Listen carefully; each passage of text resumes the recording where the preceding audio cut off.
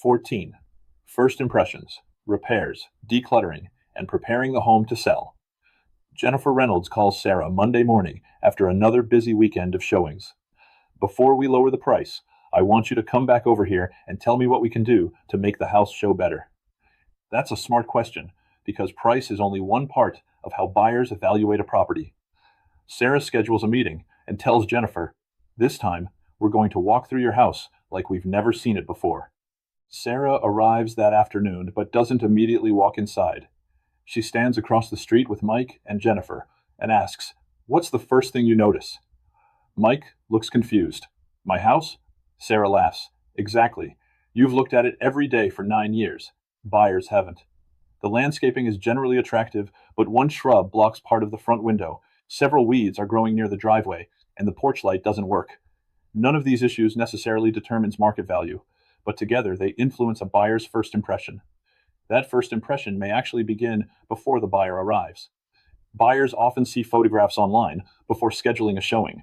By the time they pull into the driveway, they may already have expectations about the home.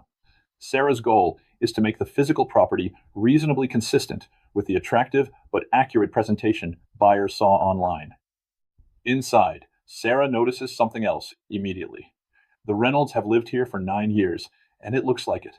Family photographs cover one wall, furniture fills several rooms, children's belongings are stored in the hallway, and the kitchen counters contain everyday appliances. There's nothing wrong with any of it. This is a home, but now it is also a product competing against other properties. Sarah doesn't say, "Your house is cluttered." She says, "Let's make the rooms feel as open as possible so buyers can focus on the property." That's an important communication skill for listing agents. You can give useful advice without insulting your client. They open several window coverings, replace burned out bulbs, remove excess items from the kitchen counters, and discuss moving some furniture into storage. Sarah also asks the Reynolds to pay attention to pet areas and odors before showings. People become accustomed to the smell of their own home. Then they walk upstairs. Sarah stops in the bedroom where the old roof leak occurred. There's still a faint discoloration on part of the ceiling. Mike looks up and says, "That's easy. I'll paint over it tonight." Sarah pauses. "Before you do that, let's talk about what that stain represents." This is where property preparation can cross an important line. Painting a repaired ceiling because the drywall has been restored and the room needs cosmetic finishing can be perfectly ordinary maintenance. Painting over evidence of a known condition for the purpose of preventing a buyer from discovering it creates a very different issue. Remember, the Reynolds have already discussed the previous roof leak and insurance claim with Sarah. Cosmetic preparation does not erase what the seller or agent knows. Imagine Mike says, "Why bring it up? If I paint it, nobody will know." That's exactly where Sarah needs to involve her broker if necessary and reinforce the disclosure principles we've already learned. Arizona's licensee duties under AAC R428-1101 include obligations involving known adverse material facts and material defects. A paintbrush doesn't erase those duties. Here's the phrase I want you to remember: improve the presentation, not the truth. The same concept applies throughout the house. Suppose the air conditioner makes an unusual grinding noise. Sarah shouldn't tell Mike, "Just turn it off during showings so nobody notices." Instead, the Reynolds can decide whether they want an appropriate HVAC professional to evaluate it. Suppose there's evidence of possible water intrusion under a sink. Don't put a decorative basket in front of it and hope the inspector misses it. Suppose a bedroom has damaged flooring.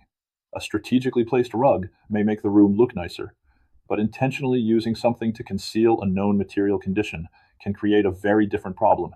Preparation and concealment are not the same thing. Jennifer asks whether they should remodel the primary bathroom before continuing to market the property. Sarah looks at her and says, "Let's think carefully before spending that kind of money." Agents should be cautious about guaranteeing the return on renovations. Sarah can discuss competing properties and buyer feedback. She can explain that certain updates may improve marketability, but she shouldn't promise, "Spend $30,000 on the bathroom and you'll get $50,000 more when we sell." The market doesn't provide guarantees like that.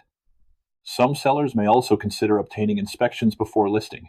A pre-listing inspection can sometimes help identify issues early, give sellers time to evaluate repair options, and reduce surprises later. But there's another side to that decision.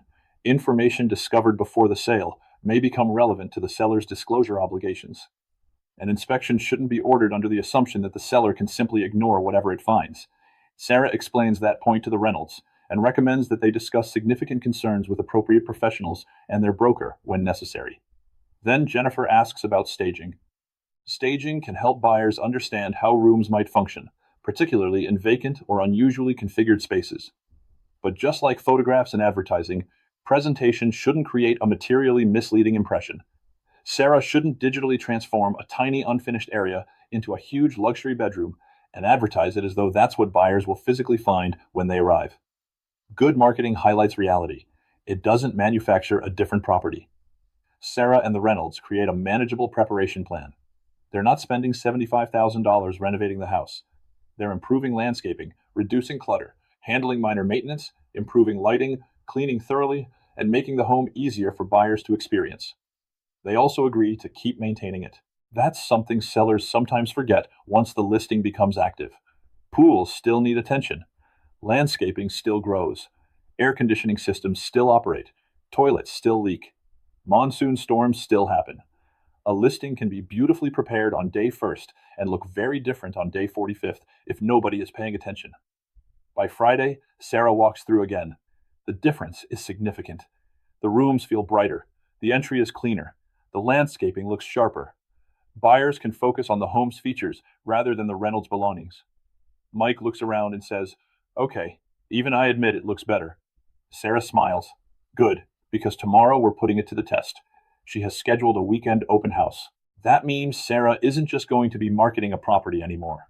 She's going to have prospective buyers walking through the door, asking questions, discussing their finances, commenting on the neighborhood, and possibly revealing information that could affect future negotiations. And that creates another set of responsibilities. We'll begin Chapter 4, Marketing the Listing and Meeting the Buyer, with Section 13, the Arizona Open House, More Than Putting Out Signs. Online Discussion 1. Mike wants to paint over the ceiling stain from the previous roof leak so buyers will not know the leak occurred. What should Sarah consider? Answer.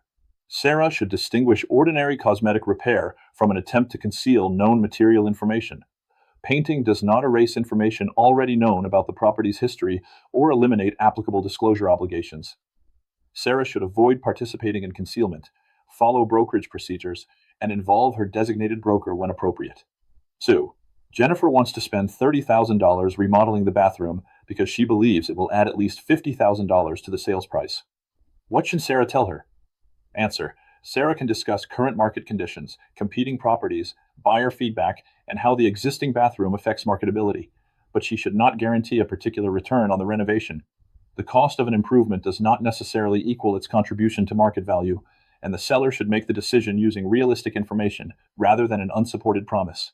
3rd, why can a pre-listing inspection be both helpful and important from a disclosure standpoint? Answer. A pre-listing inspection may identify property issues before a buyer is involved, allowing the seller to evaluate repairs and obtain additional professional information.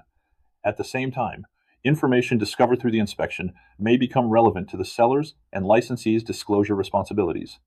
The inspection should therefore be treated as meaningful property information rather than simply a marketing exercise.